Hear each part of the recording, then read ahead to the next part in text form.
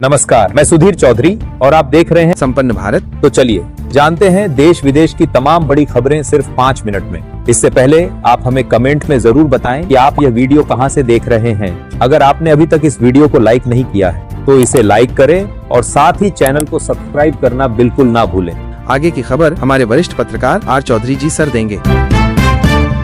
राजस्थान में बांग्लादेश और Myanmar Rohingya से अवैध रूप से दाखिल हुए लोगों का बड़ा फर्जीवाड़ा सामने आया है। इन घुसपैठियों ने खुद को राज्य का मूल निवासी दिखाकर पहचान संबंधी दस्तावेज तक बनवा लिए थे। पुलिस को इनके पास बड़ी संख्या में फर्जी प्रमाण पत्र मिले हैं जो गलत तरीके से तैयार किए गए थे। अब तक 1000 से ज्यादा बांग्लादेशी और रोहिंग्या नागरिकों को हिरासत में लिया जा चुका है। इन्हें राज्य के 24 जिलों में बने अलग अलग शेल्टर होम में रखा गया है। आगे इन्हें विशेष विमान के जरिए पश्चिम बंगाल भेजा जाएगा, जहाँ से इन्हें उनके देशों में बांग्लादेश और म्यांमार वापस भेजा जाएगा। इनमें कई महिलाएं घरेलू कामकाज में लगी हुई थीं, जबकि पुरुषों को कबाड़ उठाने, ईंट भट्टों में काम करने, खान मजदूरी, कचरा बीनने और बेलदारी जैसे कार्य करते पाया गया। इनमें से कुछ लोगों का आपराधिक रिकॉर्ड भी सामने आया है। राजस्थान पुलिस मुख्यालय ने सभी जिलों को ऐसे लोगों की पहचान कर डिटेन करने के निर्देश दिए थे। सबसे ज्यादा कार्रवाई सीकर जिले में हुई, जहां 394 लोगों को पकड़ा गया। इनमें 341 बच्चे, 284 महिलाएं और 376 पुरुष शामिल हैं। आप स्क्रीन पर देख सकते हैं राजस्थान में किस जिले में सबसे ज्यादा बांग्लादेशी रहते थे।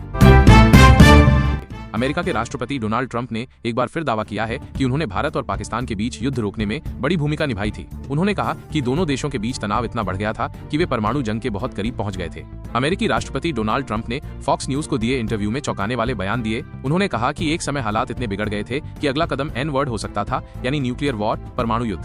अपनी विदेश नीति की उपलब्धियों पर बात करते हुए ट्रंप ने दावा किया कि भारत और पाकिस्तान के बीच संभावित युद्ध को रोकना उनके कार्यकाल की सबसे बड़ी उपलब्धियों में से एक रहा। हालांकि इसके लिए उन्हें कभी कोई श्रेय नहीं। पाकिस्तान के लिए जासूसी करने के आरोप में हरियाणा की यूट्यूबर ज्योति मल्होत्रा को गिरफ्तार किया गया है। हिसार पुलिस ने शनिवार को ज्योति को कोर्ट में पेश कर 5 दिन की रिमांड पर ले लिया।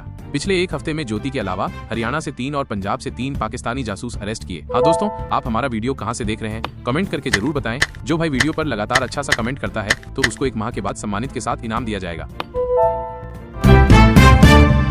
उत्तर प्रदेश से बड़ी खबर, हाईवे से अचानक एक टैंकर कच्चे रास्ते की ओर मुड़ता है। करीब 50 मीटर दूर खेतों के बीच एक पर्दा हटता है और टैंकर उसमें दाखिल हो जाता है। टैंकर रुकते ही पर्दा फिर से गिरा दिया जाता है। इसके बाद 6 या 7 लोग टैंकर से पेट्रोल निकालकर लगभग 100 लीटर की 5 कैन में भरते हैं। फिर टैंकर में उतनी ही मात्रा में 50 रुपए लीटर वाला एथेनॉल मिलाया जाता है। यह घटना गोरखपुर के पास जैतपुर इलाके की है। संबंधित टैंकर देवरिया जिले के बैतालपुर डिपो से निकला था। यह धंधा केवल यही नहीं बल्कि उत्तर प्रदेश के 14 डिपो से रवाना होने वाले टैंकरों में भी चल रहा है। राज्य भर में पुलिस ने कई जगहों पर ऐसे गिरोहों का भंडाफोड़ किया है। इस अवैध मिलावट से वाहनों के इंजन बुरी तरह प्रभावित हो रहे हैं।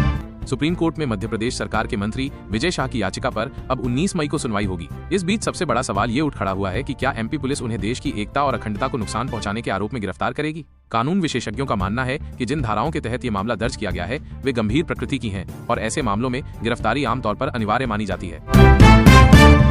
इस सप्ताह सोने के भाव में गिरावट देखने को मिली है। India Boolean and jewellers association की वेबसाइट के आंकड़ों के अनुसार 9 मई शनिवार को सोना 95,726 रुपए प्रति 10 ग्राम था, जबकि 17 मई को इसकी कीमत घटकर 92,301 रुपए रह गई। इस तरह सोना इस हफ्ते 3,425 रुपए सस्ता हुआ है। अगर चांदी की बात करें तो इसमें हल्की तेजी दर्ज की गई। पिछले शनिवार को चांदी की कीमत 95,726 रुपए प्रति किलोग्राम थी, जो अब 94,606 रुपए हो गई है। यानी चांदी इस हफ्ते 1,120 रुपए महंगी हुई है। इससे पहले 21 अप्रैल को सोने ने 99,100 रुपए और 28 मार्च को चांदी ने 1,934 रुपए प्रति किलोग्राम की ऐतिहासिक ऊंचाई छुई थी। देश के 24 राज्यों में आंधी तूफान और बारिश का अलर्ट, कई इलाकों में हीट वेव की चेतावनी। भारतीय मौसम विभाग ने शनिवार को देश के 24 राज्यों में तेज आंधी, बारिश और तूफान की आशंका जताई है। वहीं जम्मू कश्मीर, उत्तर प्रदेश और राजस्थान के कुछ हिस्सों में लू हीट वेव का भी अलर्ट जारी किया गया है। बिहार और ओडिशा में उमस भरी गर्मी बनी रह सकती है।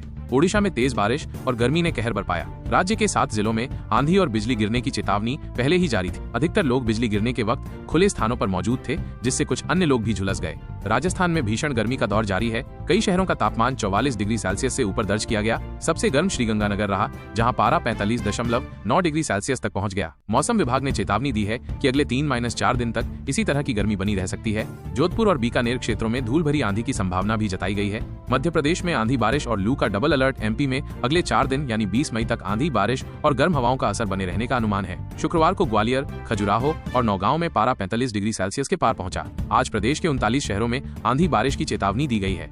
राजधानी दिल्ली में कई इलाकों में बारिश हुई, जिससे गर्मी से कुछ राहत मिली। मौसम विभाग का अनुमान है कि आज भी हल्की बारिश हो सकती है और अधिकतम तापमान 40 डिग्री सेल्सियस से नीचे रह सकता है।